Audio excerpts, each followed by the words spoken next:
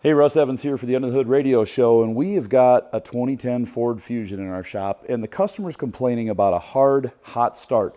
He'll start the car up in the morning, it'll work just fine, but if he drives it for an hour or so, shuts it off for 10 minutes, hard to restart. We've already checked fuel pressure and blocked off the injector side of the rail, so we know for a fact that we have plenty of fuel pressure in the line. This is definitely an injector leak issue, so we're going to change them out. But injectors aren't real easy to get to. There's stuff down in the engine.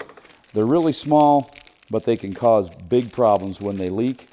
And what will happen is when they get hot, they'll start to seep out this bottom end. They'll drip into the cylinder, and it's basically like having a flooded car. So because they're not real easy to change, we don't want to go with a cheap injector.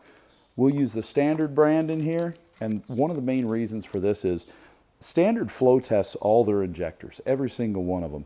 And they've got a factory OEM type spray pattern. A lot of injectors that you may pick up and think you're saving by getting some cheap ones, instead of a nice atomized fine spray and mist coming out of there, they just kind of drip and pour fuel in, and that can lead to all sorts of drivability problems.